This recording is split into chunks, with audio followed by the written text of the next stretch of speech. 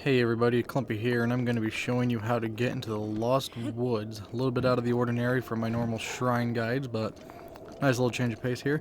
So, if you don't already know, you should probably leave now before I start saying too much. But if you want to get the legendary Master Sword itself, it is located inside of the Lost Woods right here. As you can see, I've already been inside. There's a shrine in here, so once you get in here, you can fast travel. And then obviously the Hero Sword right there. So I will be showing you how to get in there, and then how to actually get through the Lost Woods to actually get the sword. So if you try and go in the outside entrances, you can climb it or whatever you want, but a big white light will come up and you get kicked out and it throws you back out to where you were. That's the getting lost part, I'm assuming, because if you go inside the woods, you actually have to find your way to the middle of it. So we're going to go and start heading there real quick. Basically, you can see the road that leads in there. You have to actually go in through the main entrance. So just put a marker here, whatever you want to do. I mean, it's pretty easy to find for the most part. You can see the road out there in the distance, but once you do that, just paraglide down from this tower.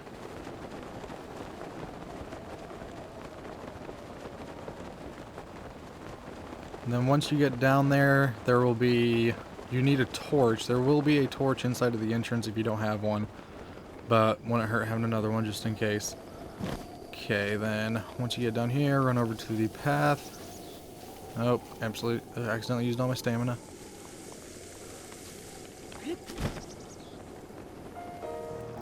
Okay, this is the path that actually leads into the woods. If you try and go any other direction, it will kick you out immediately. So, oh, here's one of these guys. Hate those guys, they show up all the time anymore. Okay, so now you're actually officially inside the Lost Woods. So this is the part where it gets tricky. I'll show you real quick what happens if you run off and quote-unquote get lost. If you just try and go through the woods, you will get kicked back out to the start. Just like what happens if you try and climb the side of the walls. If you try and go in through the side, paraglide or whatever, the same thing will happen. But you don't get put back to the entrance, you get kicked back out. So, once you get inside the woods, go ahead and equip a torch. Hopefully I have one still.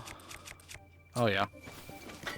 Okay, now you can see the torches. This is the key to finding your way through the forest. You can see the embers on the torches pointing in a direction. That is the direction you need to go. So follow these. And at the very beginning, you can just follow the torches. They show you exactly where to go. But then the last half of it, there are no torches to show you exactly where to go. So you got to do it on your own, which is where the torch comes in. So as I said, keep following the embers. Then there will eventually be a spot. Is this it? Yes. Okay, light your torch right here. That is showing you the first direction where you need to go. So start following the embers. Whoops, forgot you can't sprint with that.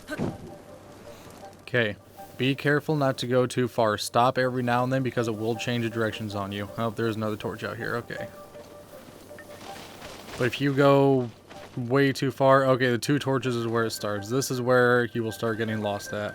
So there are no more torches from here until the Korok Woods, or Korok Forest, or whatever. So you need to stop every now and then and look at where the embers are pointing. Because I'll come straight down here, and if I remember, it's the second tree. Then it turns the other direction. If you try and go through the middle, it will kick you out. You have to follow the embers. So as I said, just stop every now and then, see which way they're pointed, and just keep following them. And then I believe right here we gotta turn right. Not quite, getting close.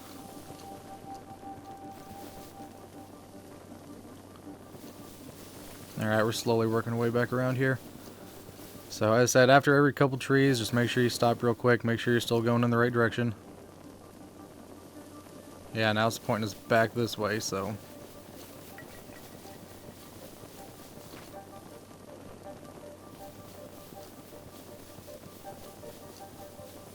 Okay, I believe it's left right here. Yes. And then once you get to right here, you see this little canyon right here. Then you can just kind of sprint through here. This is the end of it. All you gotta do is just run after this point.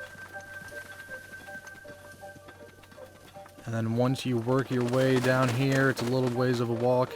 You will eventually run into a bunch of nostalgia characters that really made me happy when I got to this part.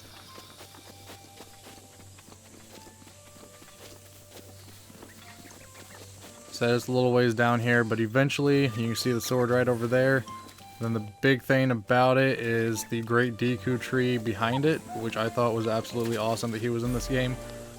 And then there's also, I already forgot his name, the giant broccoli guy that gives you expansion slots. There he is, he's right back there. I was gonna say, I knew he was around here.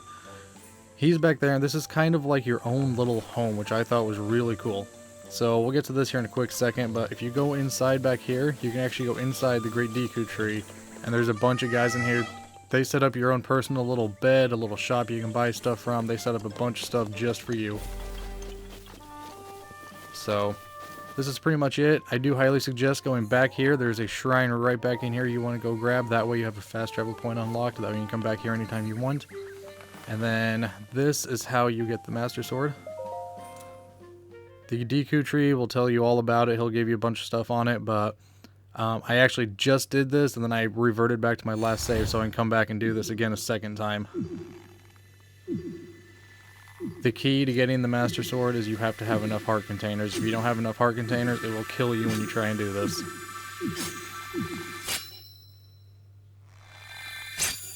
And there it is.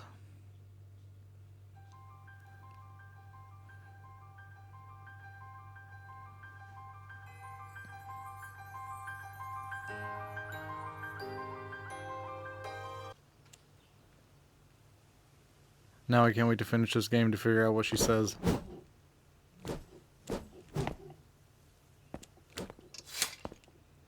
What you just saw happened where you stand 100 years ago. After you were separated from the sword, the princess thought to bring it here, where she knew that it would be safe under my watch. She continues to fight, trapped deep within the confines of Hyrule Castle. Her heart cascades with faith that you will return. She has a smile like the sun. I would do much to feel its warmth upon me once again.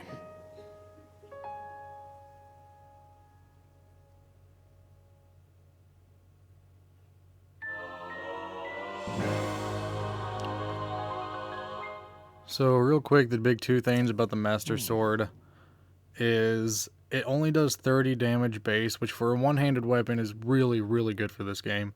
Plus you can use a shield with it, obviously.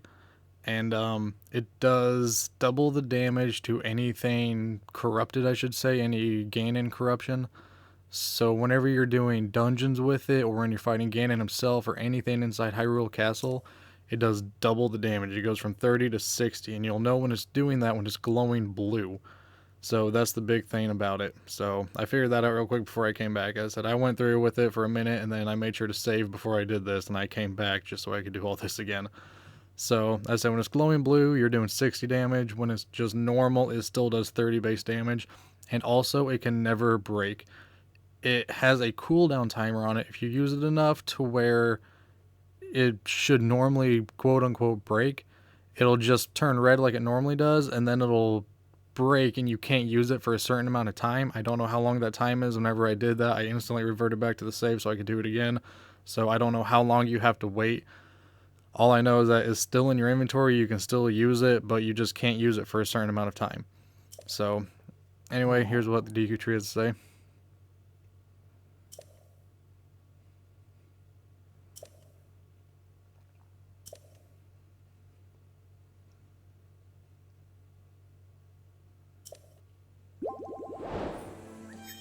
So yeah, he pretty much just explained what I did. You gotta wait for it to restore. As I said, I got to the point where it did break, but I don't know how long you have to wait until it's fully restored.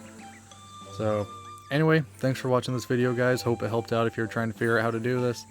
I was just able to do it with 13 heart containers, and as you saw, I had a quarter of a heart left. So I'm guessing 13 is the minimum. I found this when I only had 11 hearts, so I actually had to go out and do some shrine farming, which I'm sure you'll see those videos coming up soon too. And I had to do all the shrine farming before I could actually get it. And then, obviously right there it is. Awesome sword, super awesome to have. I'm very excited to finally have this. I still have one more dungeon to go, then I will be getting on to Ganon finally. So again, thanks for watching this, guys, and as always, make sure to subscribe for other tips and tricks videos like this, and I will plan on uploading the Ganon fight when